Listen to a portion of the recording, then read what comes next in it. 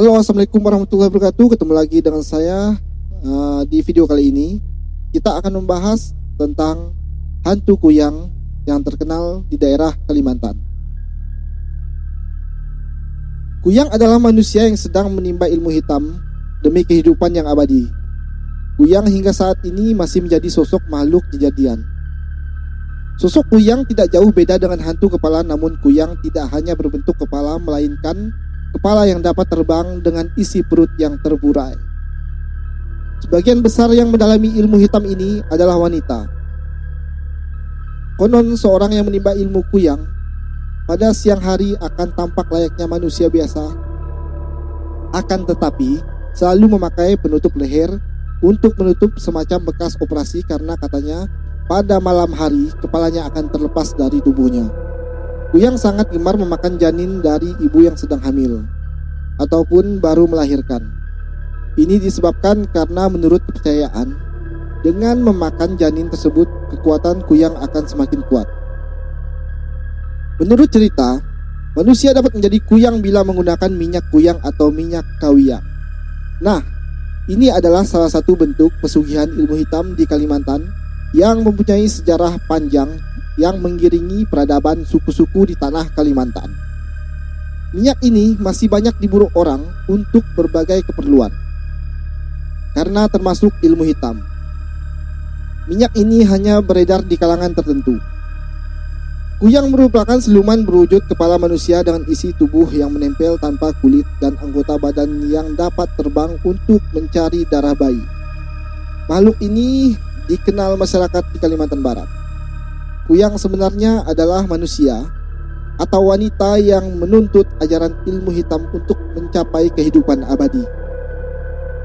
Pada siang hari, seorang kuyang akan menempuh hidup sehari-hari sebagaimana orang biasa. Namun biasanya ia mengenakan pakaian jubah. Pada malam hari, kuyang akan terbang untuk mencari darah bayi atau darah persalinan untuk dihisap sebagai sarana menambah kekuatan ilmunya. Orang yang melihat kuyang terbang biasanya melihat seperti burung besar. Dalam mencari mangsanya, yaitu ibu hamil, kuyang akan berubah menjadi wanita biasa dan menemui calon mangsanya.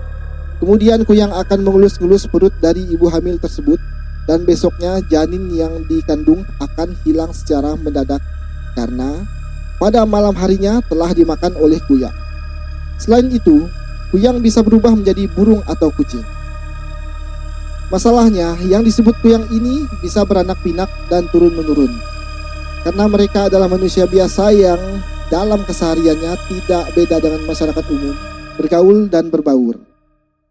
Bedanya, kalau hari tengah malam mereka menganut aliran ini, mulai melakukan aktivitasnya selaku hantu kuyang, yang oleh masyarakat tertentu juga disebut sebagai penanggalanan.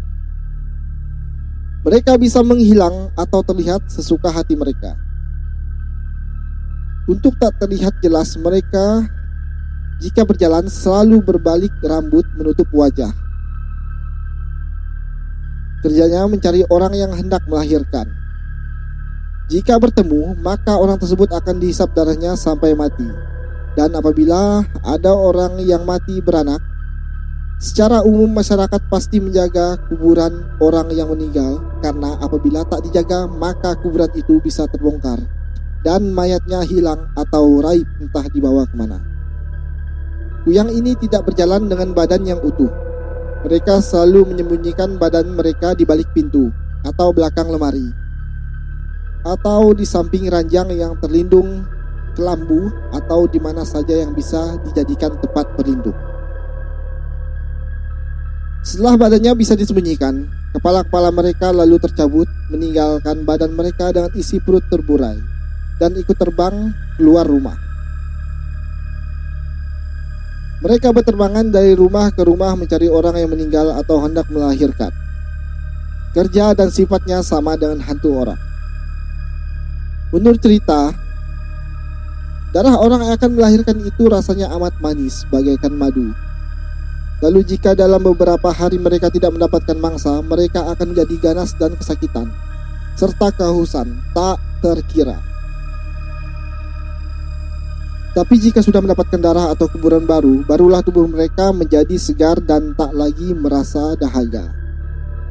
Di sini si anak yang masih kecil dimasukkan ke dalam muara tajau tersebut berkali-kali sambil membaca mantra.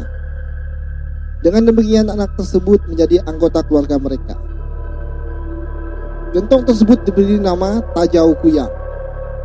Hingga kini, Tajau Kuyang tersebut masih bisa ditemukan. Tak ada seorang pun yang berani mengusik, apalagi memindahkan atau menghancurkan tempat tersebut. Memang kabarnya dahulu ada yang mencoba melakukan pencurian terhadap benda tersebut. Kenyataannya si pencuri ditemukan penduduk mati dengan mata melotot dan lidah terjulur bagai tercekik. Semenjak itulah tak ada lagi orang yang dapat berani mengusik benda tersebut sekalipun dia adalah maling mandraguna. Tidak dijelaskan asal-usul dari mana benda tersebut didatangkan. Begitu pula siapa yang meletakkan di tempat itu. Yang jelas umurnya tentu telah ratusan tahun. Menurut cerita, pemujaan dilakukan setiap malam Kamis oleh suara-suara dan bayangan gaib yang tidak dikenal siapa saja orang. Yang jelas memuja tambah ramai jika pada waktu bulan purnama yang bersinar terang. Walau demikian tak ada yang berani datang mendekat ke tempat tersebut. Terkecuali orang yang tak tahu atau karena dikehendaki oleh makhluk-makhluk yang sedang melakukan pemujaan. Pernah sekali ada orang yang mengalami terbawa ke dalam acara pemujaan tersebut. Di sana dia melihat banyak yang sedang melakukan pemujaan, berjalan berkelilingi memutar Tajau Kuyang. Di sini dia melihat hampir keseluruhan dari pemuja tersebut adalah wanita. Rata-rata sangat cantik. Dalam pesta, si orang tadi diberi berbagai makanan dan minuman yang lezat hingga mabuk. Ternyata setelah sadar, orang ini tersadar pada sebatang pohon yang tak jauh dari tempat di mana terdapat Tajau Kuyang itu. Dan apabila salah satu keluarga atau istri sedang dalam keadaan hamil, maka siapkanlah sapu ijuk atau perabotan rumah tangga seperti panci atau wajan. Ini berfungsi sebagai penangkal kuyang. Karena katanya, kuyang takut terhadap benda-benda tadi. Itu katanya ya. Kalau menurut saya, berdoa menurut keyakinan masing-masing lebih baik daripada percaya pada benda-benda penangkal hantu kuyang. Nah, sekarang bagaimana menurut kalian? Jadi sekianlah cerita hantu kuyang yang terkenal di daerah Kalimantan. Terima kasih buat teman-teman yang udah nonton. Assalamualaikum warahmatullahi wabarakatuh.